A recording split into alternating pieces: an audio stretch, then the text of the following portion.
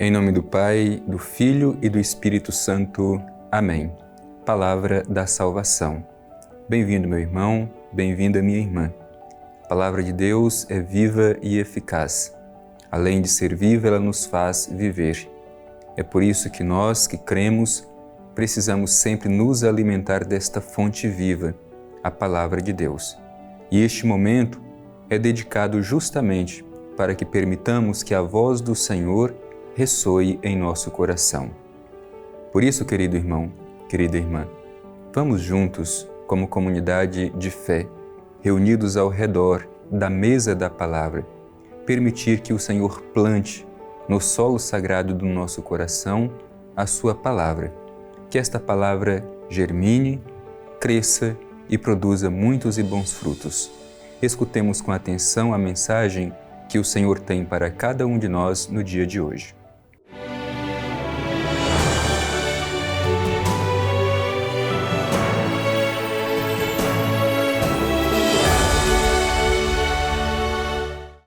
Proclamação do Evangelho de Jesus Cristo segundo Mateus. Glória a vós, Senhor. Ao ver a multidão, teve compaixão dela, porque estava cansada e abatida, como ovelhas sem pastor. Então disse aos seus discípulos: A colheita é grande, mas poucos os operários. Pedi, pois, ao Senhor da colheita que envie operários para a sua colheita.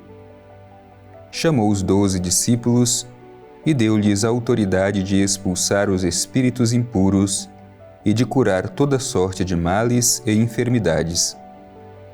Estes são os nomes dos 12 apóstolos.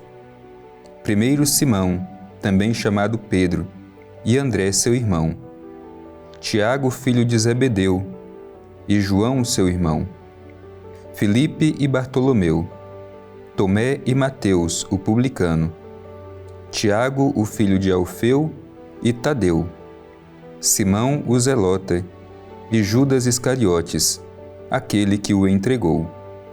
Jesus enviou esses 12 com estas recomendações: Não tomeis o caminho dos gentios, nem entreis em cidade de samaritanos. Dirigi-vos ante as ovelhas perdidas da casa de Israel. Dirigindo-vos a elas, proclamai que o reino dos céus está próximo. Curai os doentes, ressuscitai os mortos, purificai os leprosos, expulsai os demônios. De graça recebestes, de graça dai. Palavra da salvação. Glória a vós, Senhor. Querido irmão, querida irmã, o Evangelho que hoje nós escutamos nos coloca diante da missão de Jesus. Jesus passa por toda aquela região fazendo o bem, anunciando o Evangelho do Reino, curando os enfermos. E é justamente diante da missão de Jesus que nós queremos confrontar também a missão de cada um de nós que decidimos seguir Jesus. O Evangelho começa dizendo assim: Ao ver a multidão, teve compaixão dela, porque estava cansada e abatida, como ovelhas sem pastor.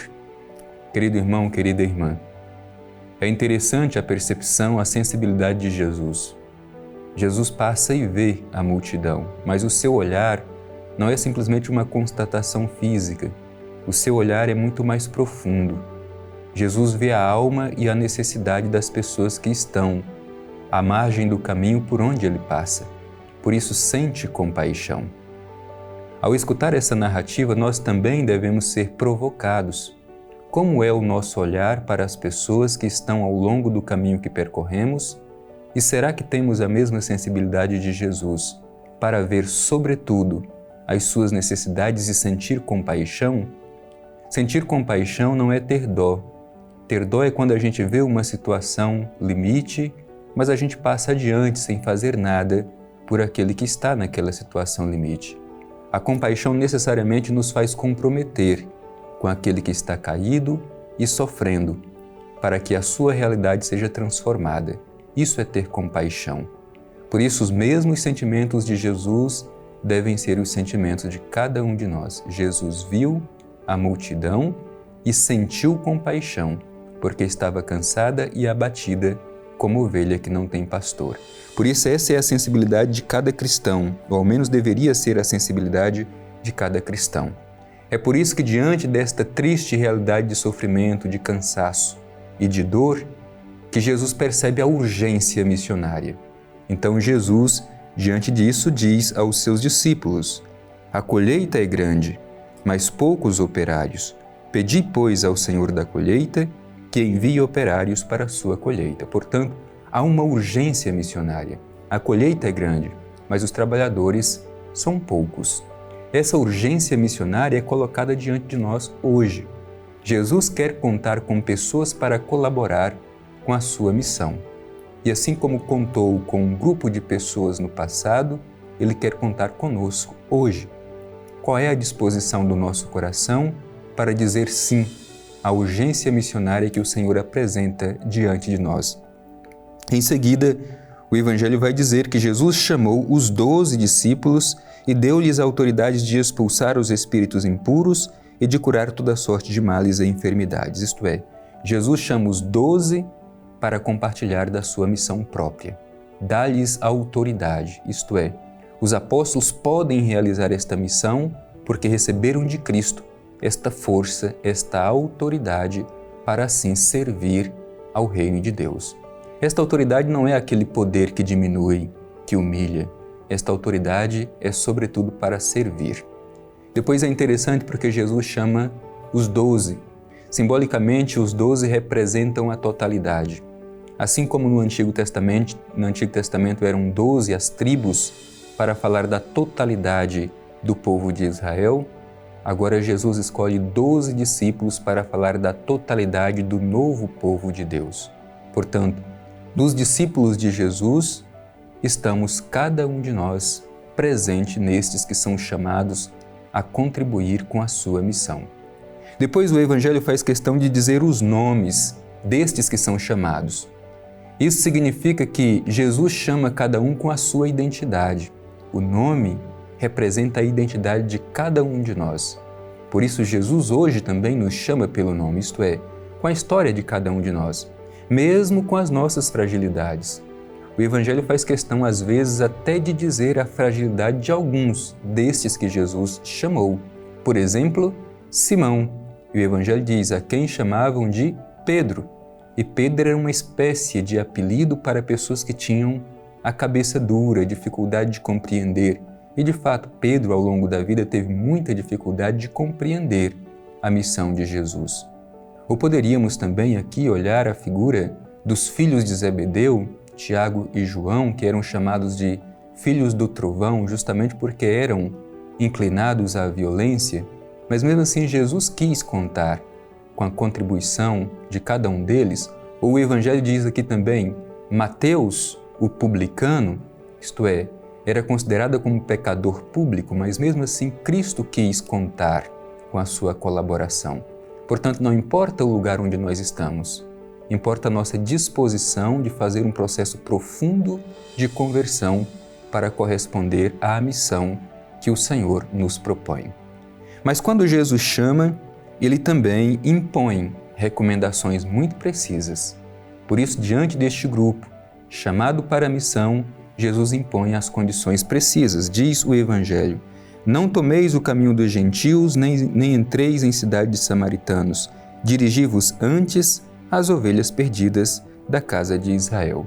Vejamos bem, afinal, naquele tempo, se imaginava que os primeiros destinatários do reino eram justamente os israelitas. Por isso Jesus dá esta recomendação, de não irem primeiramente aos gentios, nem aos samaritanos, mas o resto da casa de Israel. No entanto, quando a gente segue o Evangelho de Mateus, percebemos que estes que eram os primeiros destinatários da mensagem do reino não a acolheram, e os demais se abriram para acolher Jesus como Messias e a mensagem do reino de Deus. Meu irmão e minha irmã, o Evangelho também mostra que aquilo que os 12 realizam é justamente aquilo que Jesus deveria realizar. Curai os doentes, ressuscitai os mortos, purificai os leprosos, expulsai os demônios. Isto é, aquilo que os apóstolos realizam é justamente as mesmas ações de Jesus. Para nós, vale atualizar. A Igreja realiza aquilo que Cristo realizaria na história hoje. E o Evangelho se conclui dizendo: de graça recebestes, de graça dai. Portanto, recebemos a graça de Deus e, da mesma forma, devemos ser esta presença de Deus na vida das pessoas que encontramos ao longo do caminho.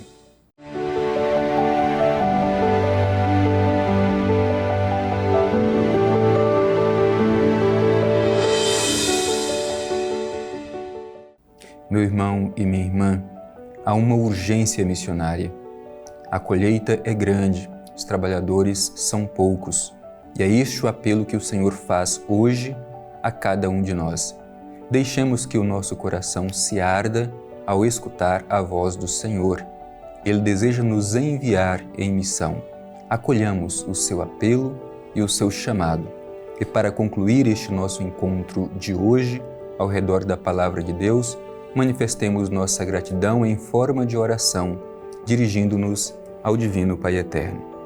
Divino Pai Eterno, Deus de amor, Deus de bondade, te agradecemos por esta oportunidade de hoje, quando escutamos de teu amado Filho Jesus o apelo missionário.